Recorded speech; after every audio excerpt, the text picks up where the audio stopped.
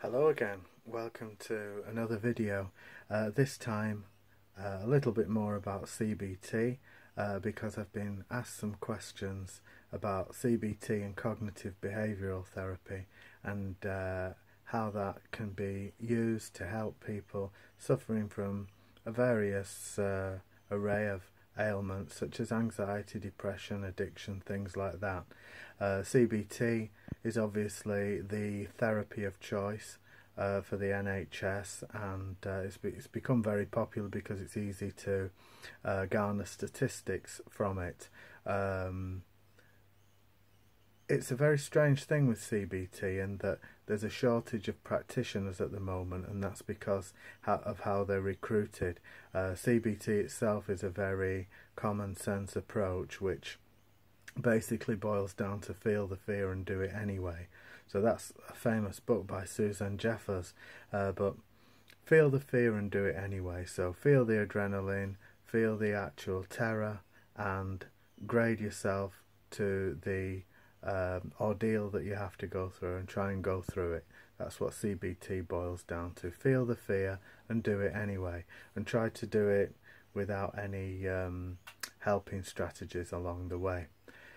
You might be on a waiting list for so-called high-intensity CBT, and one of the complaints I hear a lot as a psychotherapist is that the person waited forever for CBT, sometimes 9 months or even a year, and they got the CBT and then they felt patronised because the practitioner was just handing forms out, and they felt like unduly pushed aside, and they didn't really want to go for a form.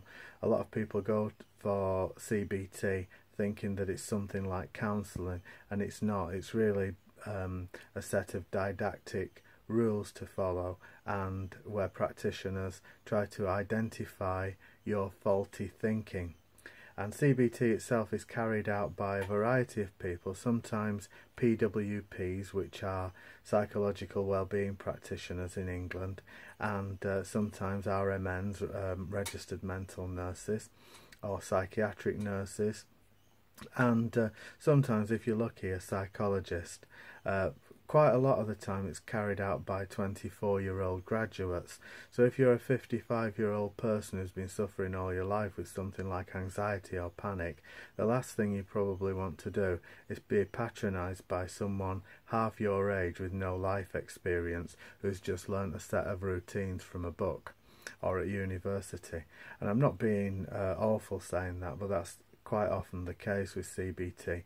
It's easy to learn if you're good at passing exams and you like to create formulations and you like doing things by rote and you like filling forms out. But a lot of patients, I've found in psychology, a lot of patients don't actually like filling forms out. They come to talk and they come to discuss their ailments and problems, so the last thing they want to do is start filling forms out with someone who has just learnt it from a university course. Great if you want to pass exams, great for the practitioner whose job it is just to fill the forms out.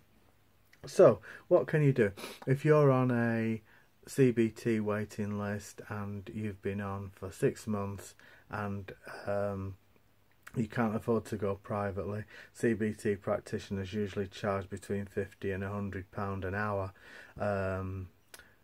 and say you don't want to pay that or you can't afford to pay it. So what can you do?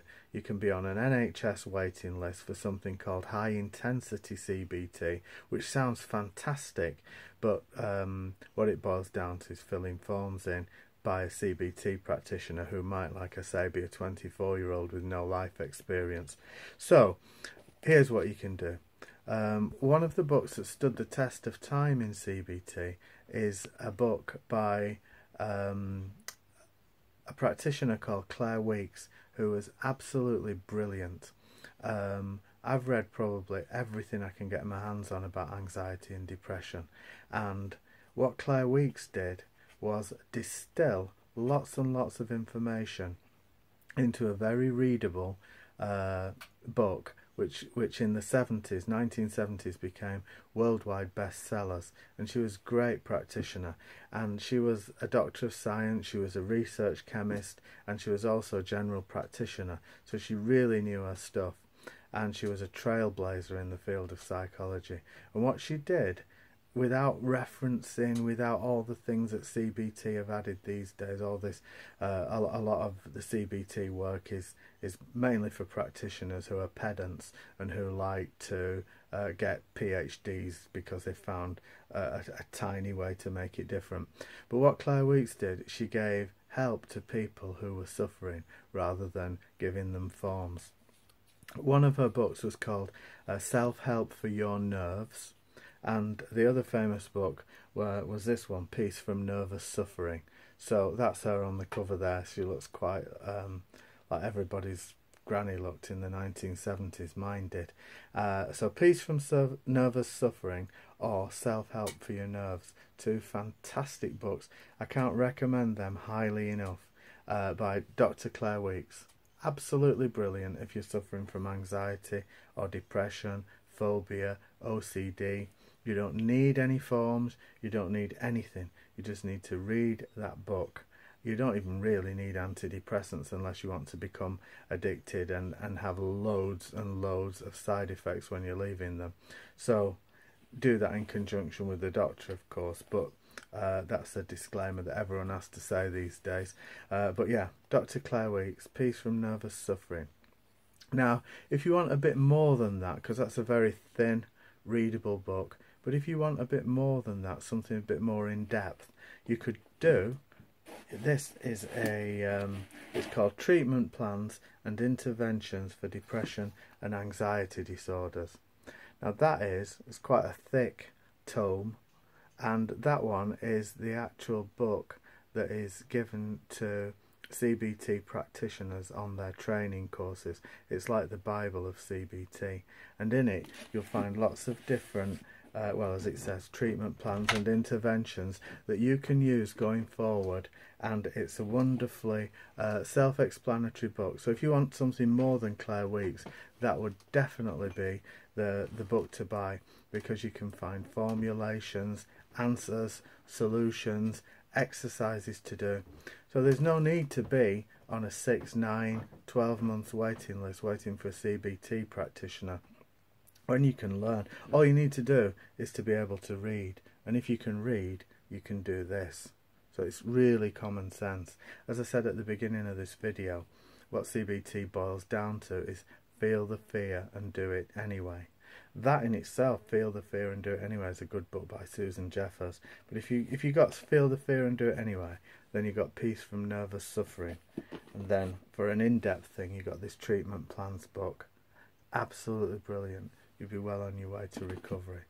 So, if you don't like the waiting list and you don't want to be patronised, that might be the way to go. Good luck. See you next time.